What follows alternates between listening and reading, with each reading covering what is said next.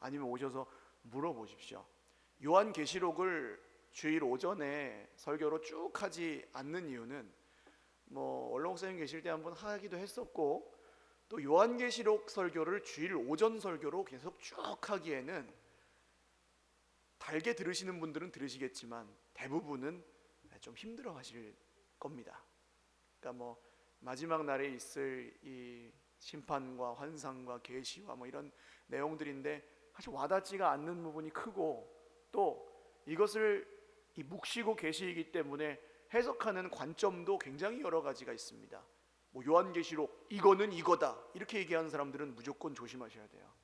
이거는 여기 나오는 황충은 뭐다, 여기 나오는 뭐는 뭐다 이렇게 하시는 사람들은 무서운 사람들입니다.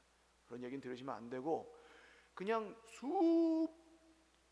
수십만 명의 우리의 믿음의 선배들, 학자들이 연구하고 또 연구해서 만들어 놓은, 정리해 놓은 학설만도 수 가지인데 그거를 자기가 다 꿰고 있다고 하는 사람은 말도 안 되는 일이거든요. 그래서 요한계시록은 이렇게 그냥 기회 있을 때 가끔 나누고, 또 기회가 되면 또 성경 공부도 좀 해볼 생각이에요. 오늘은 이제 7인의 심판 가운데 7째 인을 떼실 때에 일어났던 일입니다. 이게 이제 환상을 지금 요한이 계속 보고 있는 건데요. 인을 뗀다는 건 이제 붙어 있는 그 실링이라고 하나요? 이 봉인, 그런 걸 이제 뗀다는 얘기입니다. 떼는데 7번째 인을 어린 양이 이제 떼요.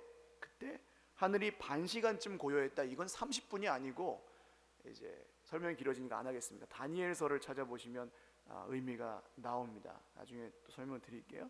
그랬는데 이 고요한 침묵이 있는 겁니다. 천사가 그걸 탁 뗐는데 고요한 침묵이 있어요.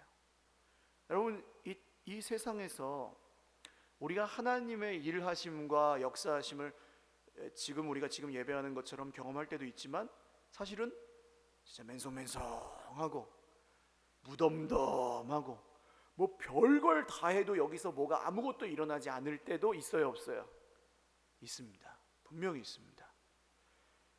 세상을 뒤흔드는 부흥사가 설교를 하는 걸 들어도 여기 속에 있는 게 아무 꿈쩍도 안 할 때가 있고, 또 우리가 아무리 기도해도 안 바뀌는 건 안 바뀌는구나 하는 절망감이 드실 때도 있어요. 그걸 이 침묵이라고 보시면 되겠습니다. 그러니까 이 침묵은요, 하나님이 역사하시지 않는 게 아니고, 하나님이 힘이 없어서 못 하시는 게 아니고, 한번 따라 하십시오. 폭풍전야, 폭풍전야의 침묵입니다. 폭풍전야의 침묵이 무슨 뜻이냐면, 하나님이요 정말 우리를 통해서 역사하실 만큼 하십니다. 할렐루야. 우리의 생각보다 더 많이. 할렐루야. 우리의 생각을 뛰어넘어서, 우리의 기준을 뛰어넘어서, 우리의 노력을 뛰어넘어서 하나님의 은혜로 역사하시는 줄 믿으시기 바랍니다. 근데 그렇게 해도 돌아오지 않는 사람들, 그렇게 해도 불순종하는 이 세상, 그렇게 해도 하나님을 대적하는 이 세상에 대해서는 마지막 날에 예수님이 오실 때 어떻게 하십니까? 심판하십니다. 그러니까 하나님의 침묵은 심판 전의 고요함이라고 보시면 돼요. 물론 아직은 기다려 주시는 겁니다. 아직은 기회가 있어요, 그 침묵을 경험할 때도. 그러나 그 후에 심판이 쏟아질 때에는 더 이상 기회가 없습니다. 우리는 사실 좋으신 하나님, 사랑의 하나님을 믿지만, 하나님은 이 땅에 떨어진 하나님의 공의를 반드시 회복하실 분이신 줄 믿으시기를 바랍니다. 대충대충이요? 아닙니다. 정확하게, 분명하게, 확실하게 이 땅에 모든 무너진 의를 다시 세우시고 하나님의 이름이 높임을 받으실 것입니다. 할렐루야. 그러니까 여러분, 지금 너무 불의한 세상에 마음 상해하지 마시라는 거예요. 주께는 하루가 1000년 같고 1000년이 하루 같아요. 그러니까 우리가 생각하는 만큼 주의 일은 더딘 것이 아니고, 하나님이 하나님의 속도에 맞춰서, 하나님의 때에 맞춰서, 하나님의 계획에 맞춰서 정확하게 이루십니다. 할렐루야. 요한계시록과 관련해서 보셔야 될 성경은 다니엘입니다. 다니엘 성경의 전반부는 다니엘이 어떻게 하나님을 의지했는지, 세 친구가, 또 뒤에 후반부는 다니엘이 보았던 환상과 계시와 묵시입니다. 그런데 이 다니엘은 매일 하루에 몇 번씩 기도했어요? 3번씩 기도했어요. 예루살렘으로 나간 그 창을 열고 기도했습니다. 왕이 그렇게 기도하면 사자굴에 던져 넣는다 그랬는데도 아니 이불 속에 들어가서 하면 되지, 거기다 그냥 대놓고 늘 기도하다가 사자굴에 던져졌는데 하나님이 천사를 보내셔서 사자의 입을 막으셔가지고 다니엘을 구해주시고, 다니엘을 참소했던 간신들은 사자굴에 던졌더니 땅에 떨어지기도 전에 사자가 움켜서 뼈가 으스러져서 뼈째 씹어 먹었더라 하고 다니엘 성경에 기록하고 있잖아요. 그런데 왜 이 얘기를 드리냐 하면, 다니엘이 하루에 몇 번씩 기도했다고요? 3번씩. 몇 분쯤 했을까요? 성경에는 안 나옵니다만 1시간씩만 했어도 3시간이에요. 그런데 다니엘이 어렸을 때부터 이제 기도해요. 그런데 언제까지 벼슬에 있냐면 페르시아 왕 고레스라는 사람이 왕이 되었을 때까지. 마지막인 다니엘은 바사왕 고레스 원년까지 있으니라 그렇게 나오거든요. 그러면 이 다니엘이 기도를 몇 년을 했냐 하면 거의 한 70년 가까이 이 바벨론 포로 생활 전체 동안 기도를 했다는 얘기입니다. 하루에 3번씩 이 예루살렘을 향하여 난 창문을 열고 기도했어요. 뭘 기도했을까요? 우리가 고국으로 돌아가게 해달라고, 예루살렘으로 돌아가서 성전을 다시 세우게 해달라고, 하나님을 다시 믿게 해달라고, 우리가 잘못했다고 기도하지 않았겠어요? 그런데 돌아간 이제 바사왕 고레스, 페르시아 왕 고레스라는 사람이 유명한 왕이에요. 세계사적으로도. 이 사람이 이제 이스라엘 백성들은 돌아가라라고 명령을 내리는데, 그게 이제 에스라 느헤미야 성경에 나오는 이야기잖아요. 그때에 다니엘이 같이 돌아갔느냐 하면 그렇지 않습니다. 다니엘의 이름 없어요. 돌아간 사람들 이름 중에는. 그러니까 다니엘은 평생 동안 기도를 했으나 자기가 돌아가서 그 성전의 영광은 봤어요, 못 봤어요? 못 봤다는 얘기입니다. 여러분, 우리가 그렇게 기도하는 사명을 띄었을 수도 있어요. 유명한 목사님 중에 분당 우리 교회라는 교회 있지 않습니까? 이찬수 목사님. 이찬수 목사님의 아버님도 목사님이셨는데 이분이 어떻게 돌아가셨냐 하면 40일 금식을 하시다가 돌아가신 거예요. 이해가 안 가지 않습니까? 하나님 나라를 위해 애쓰고 힘쓰며 금식한다고 하는데 그 금식을 이기지 못하고 결국 돌아가시는, 몸이 이기지 못하고 낙심되고 사람의 눈이 보기에는 아니 하나님을 위해 그렇게 애를 썼는데 어떻게 그렇게 일찍 데려가십니까? 하고 원망할 수도 있는 것을 지금 이 목사님, 이찬수 목사님이 어떻게 고백하십니까? 아버지가 그때 아무 열매도 없이 돌아가신 것 같았던 40일 금식 기도가 아들의 목회와 교회 가운데 열매로 나타나고 있는 것 같습니다. 내가 잘하는 건 없는 것 같은데 하나님이 다 하십니다. 근데 여러분, 부모님의 입장이신 분들은 생각이 드실 거예요. 내가 40일 기도하다 금식 기도하다가 만약에 세상을 떠난다 할지라도 그걸로 인해서 내 자녀에게 하나님의 놀라운 축복과 응답이 쏟아진다고 한다면 부모는 마지막 숨을 거둘 때에도 행복하게, 그게 아버지 어머니의 마음 아닙니까? 우리가 그런 사명을 띠고 있을 수도 있습니다. 물론 이전에 우리의 선배들, 부모님들이 그런 기도를 통해 우리에게 지금 은혜가 쏟아지고 있을 수도 있고, 그러나 다 알지 못하는데 잠시 잠깐의 상황과 환경과 형편에 하나님이 침묵하시는 것 같다고 해서 낙심하고 실망하지 마시기를 주님의 이름으로 축원합니다. 그 다음, 이 침묵을 이길 수 있는 유일한 길이 무엇이냐? 그럼에도 불구하고 따라하십시오. 기도하는 것뿐입니다. 기도하는 것뿐입니다. 침묵하시는 하나님을 믿을 수 있는 유일한 길은 아이러니하게도 침묵하시는 하나님께 계속해서 기도하는 길밖에 없습니다. 거기서 그냥 딱 멈춰버리면 믿음도 멈추고 순종도 멈추고 말씀도 멈추고 계시도 멈추고 기적도 멈추고 다 멈춥니다. 그러나 침묵하시는 하나님을 다니엘의 세 친구의 고백처럼 하나님이 반드시 우리를 풀무불에서 건져 주실 것입니다. 할렐루야. 그리고 그리 아니하실지라도 우리는 왕이나 왕의 금신상에게 절할 수 없습니다. 이 믿음이 있으면요, 침묵하신 하나님은 어떻게 하셨습니까? 풀무불에 들어갈 때까지도 침묵하셨지만 풀무불 속에 들어갔을 때 하나님이 거기에 함께 계셨습니다. 할렐루야. 왕이 놀라가지고 세 사람이 들어갔는데 어떻게 네 사람이 있느냐 하고 혼비백산하잖아요. 여러분, 침묵하시는 하나님을 믿는 건 고난의 풀무불 같은 일이지만 풀무불로 기어 들어간 사람만 하나님을 만나는 줄 믿으시기를 바랍니다. 이게 참 믿음의 어떤 비밀이죠. 그게 이제 기도입니다.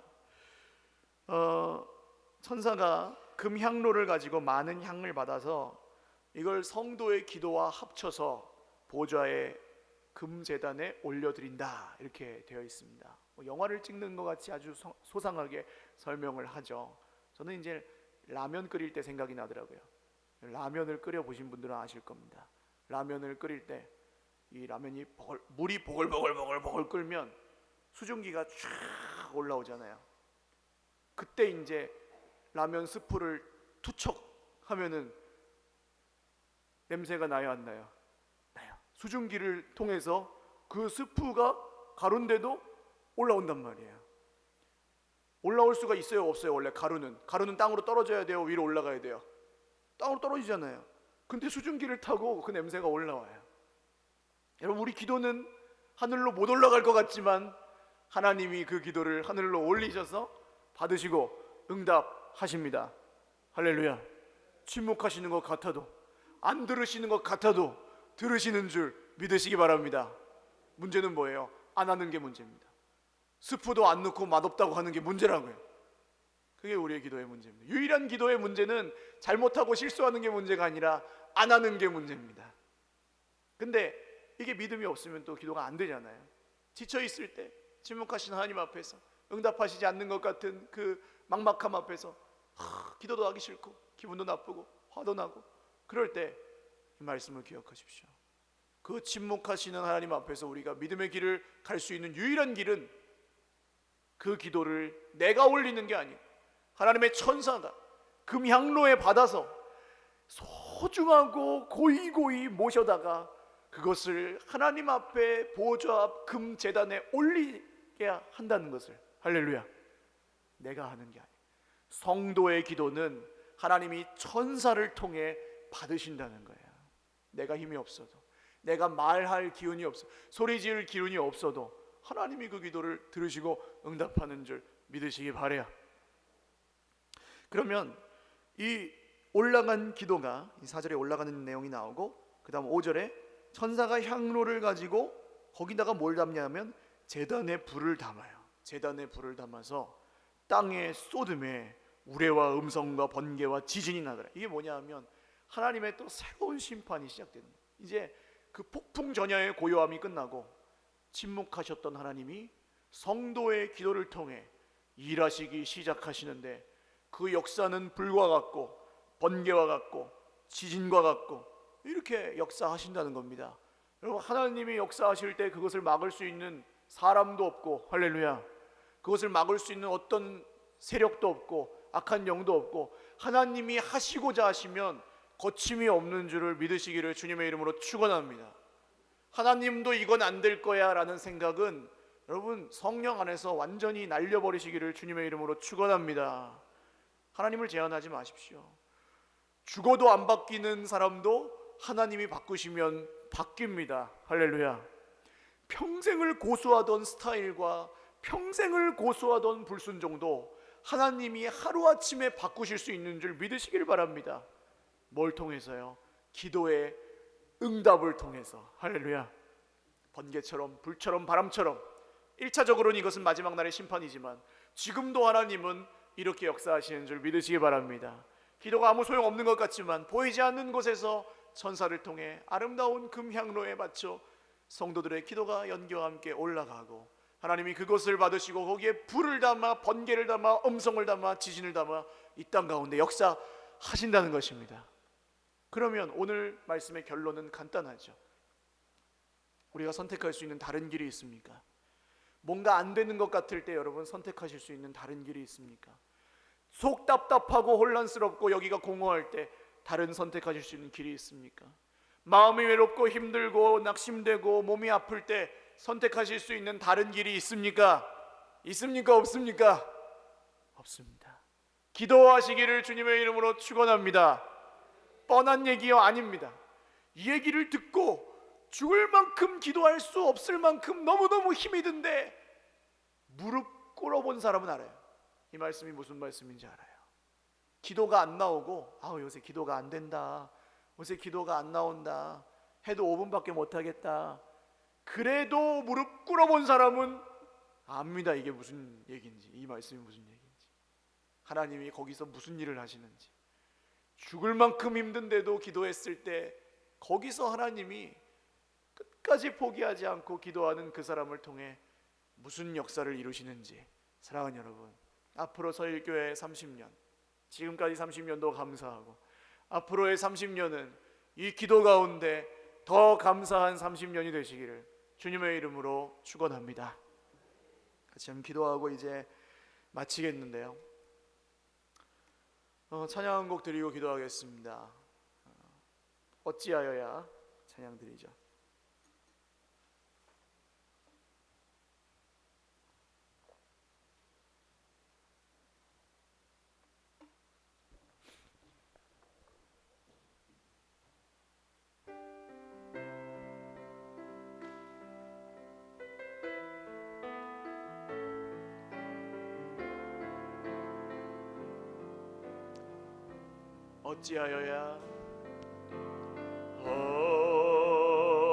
어찌하여야 그 크신 은혜가 갚으리. 무슨 말로써 그 사랑 참 감사하리요. 하늘에 천군 천사라도 나의 마음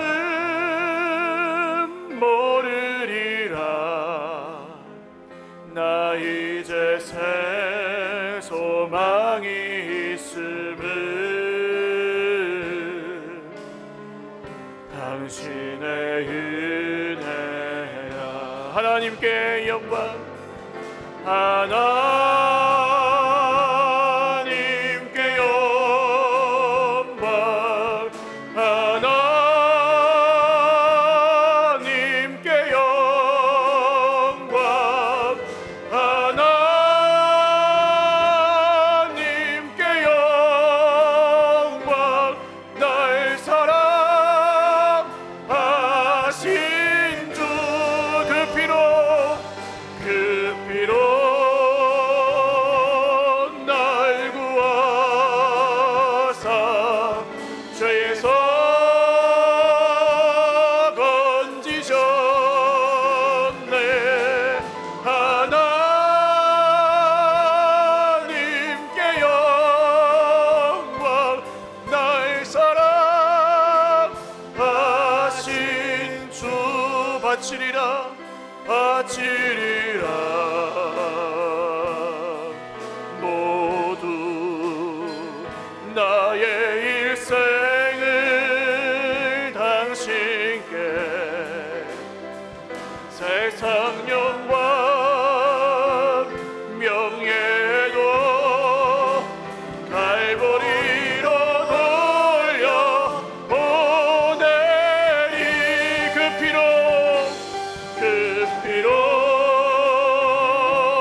날 구하사 죄에서 건지셨네. 하나님께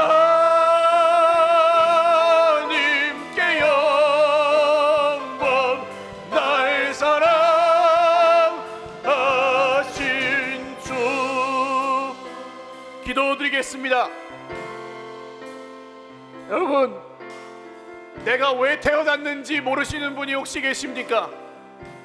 내가 왜 살아가는지 모르시는 분이 계십니까?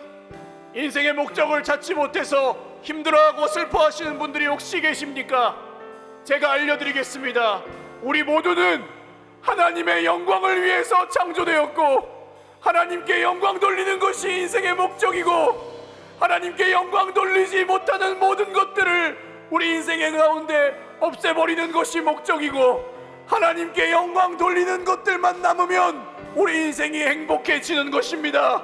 하나님, 오늘 하나님께 영광, 하나님께 영광, 다 갚을 수 없는 그 은혜를 갚으며 살아가기를 원하오니 하나님께 영광 돌리며 살게 하여 주시옵소서.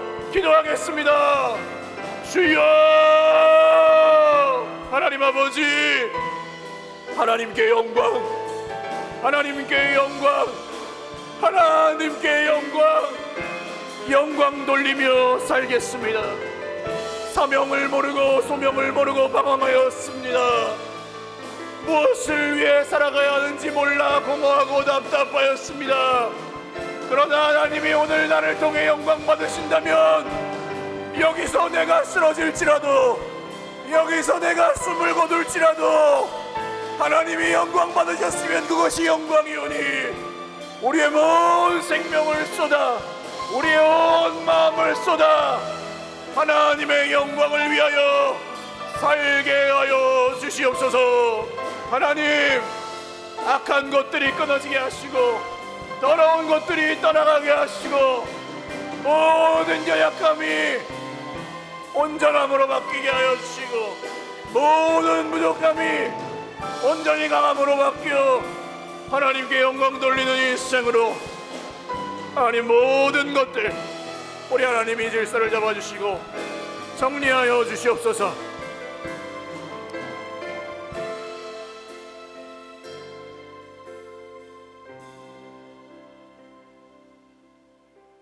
무엇이 변치 않아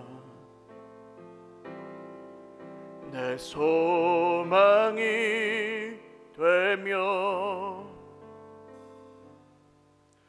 무엇이 한결같아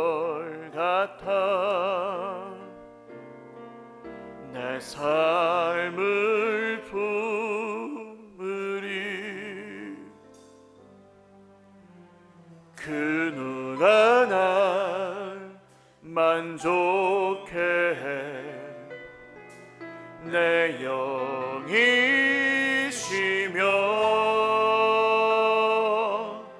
그 누굴 기다려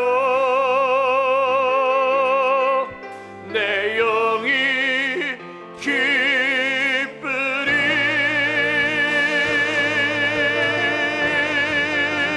십자가, 십자가, 그 그늘 아래 내 소망이 있네. 십자가, 십자가, 그 그늘 아래 내 생명이 있네. 한 번 더 기도하겠습니다. 여러분, 마지막 기도입니다. 십자가를 붙드십시오. 그리고 내가 드려야 할 것이 무엇인지를 계수하여 보십시오. 드리지 아니하고 순종하지 아니하면서 바라기만 하였던 것을 회개합시다. 그리고 주님, 나의 정결을 드리겠습니다. 나의 거룩함을 드리겠습니다. 나의 깨끗함을 드리겠습니다. 주님, 나를 받아 주시옵소서. 나의 노력을 드리겠습니다. 나의 헌신을 드리겠습니다. 나의 물질을 드리겠습니다. 나의 시간을 드리겠습니다. 나의 순종을 드리겠습니다. 나의 마음을 드리겠습니다. 나의 인생을 드리겠습니다. 주여, 나를 받아 주시옵소서. 주님 잡고 기도합니다. 주여, 주여, 주여. 하나님, 헌신하며 주님 앞에 나를 드리며 나를 위해 자기 자신을 주신 주님의 은혜에 화답하고 내 자존심을 드립니다. 내 계산을 드립니다. 내 욕심을 드립니다. 내 모든 더러움을 버리겠습니다. 내 모든 헷갈리던 것들을 버리고 분명하게 태도를 취하겠습니다. 너는 어느 편이냐? 너는 도대체 어느 편이냐? 저는 하나님 편이고 저는 예수님 편이오니 나를 받아 주시옵소서. 사단은 번개처럼 떨어질 것입니다.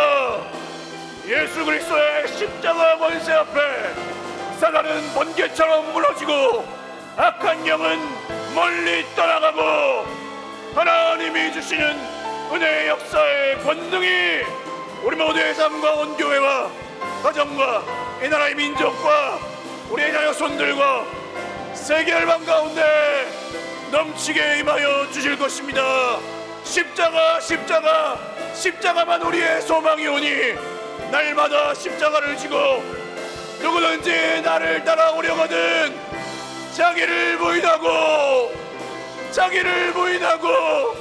자기 십자가를 지고 나를 따를 것이니라.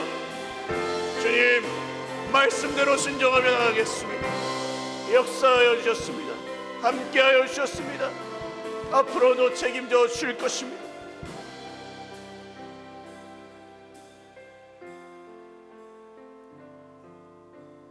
주님, 오늘 우리가 마지막 기도를 성도들의 기도로 올려드리는 것은, 그 나라와 그 의를 위한 기도로 올려드리는 것은, 십자가를 바라보며 기도하는 것은 우리의 소망이 이 땅에 있지 아니하고 우리의 마음이 이 땅에 있지 아니하고 이제 눈을 열어주신 우리의 눈이 이 땅에 있지 아니하고 이제 귀를 열어주신 우리의 귀가 이 땅의 소리를 듣지 아니하고 우리의 계산과 상식과 고정관념과 고집과 자존심과 정욕과 죄악과 모든 욕심과 쾌락과 교만과 자만함을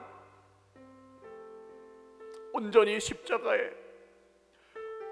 십자가에 못 박고 거룩하고 깨끗하고 정결하고 하나님이 쓰실 만한 것으로 우리의 인생을 드리고자 하여 부족하지만 저의 입술을 열었습니다.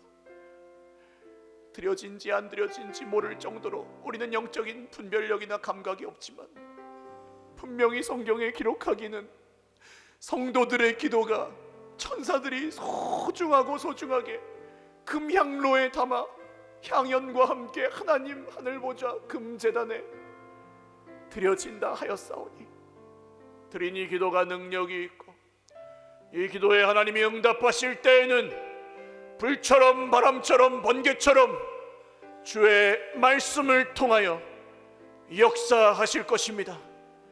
하나님을 거절하는 세상에는 공의의 심판으로 역사하시고, 하나님께 순종하는 모든 주의 백성들에게는 영원하신 사랑의 생명의 하나님의 진리로 예수 그리스도의 복음으로 역사하여 주실 것입니다. 오늘 우리가 나를 드린다는 고백을 이렇게 쉽게 할 수 있었던 것은 주님이 먼저 우리를 위해 도저히 주실 수 없는 하늘 아버지 하나님의 생명을 우리에게 주셨기 때문입니다. 나를 위해 물과 피를 흘리시고 저 높은 하늘 보좌를 버리고 이 땅에 찾아오셔서 십자가에 죽어가시면서도 우리의 눈물을 닦아주시고 우리의 앞날을 염려하시고 지금도 보좌 우편에서 이 심판받을 세상 가운데 주의 자녀들이 그 서슬퍼런 심판에 다칠까봐 염려하시고 보호하시고 인도하시고 도와주시는 따뜻하고 진실하고 변함없는 주님의 그 사랑으로 영원토록 우리와 함께 하시는 것을 믿사오니, 주님, 오늘 우리가 이 기도를 잊지 않게 하시고, 오늘 우리가 이 예배를 잊지 않게 하시고, 오늘 우리가 이 은혜를 잊지 않고 침묵하시는 것 같은 하나님 앞에서, 이 세상의 모든 공의가 땅에 떨어져 있는 것 같은 악함들 앞에서 목소리를 높여 기도하고, 쉬지 않고 기도하고, 힘을 잃지 않고 기도하며 믿음으로 살아갈 수 있도록 이후의 서일의 30년이 만민의 기도하는 집이 되게 하여 주시옵소서. 나머지 모든 것들은 하나님이 하실 것입니다. 믿어 의심치 않으므로 담대하게 기도하고 사랑하고, 기도하고 순종하며, 기도하고 주님을 기뻐하며 하나님의 영광을 위해 살아가겠습니다. 주님, 오늘 우리에게 주신 은혜를 감사하고, 30년 동안 우리에게 허락하여 주신 은혜를 감사하고, 앞으로도 영원토록 주실 은혜를 기대하오니 끝날까지 약속하신 대로 우리와 함께 하실 것을 믿습니다. 감사하옵고 예수님의 이름으로 기도 올리옵나이다. 아멘.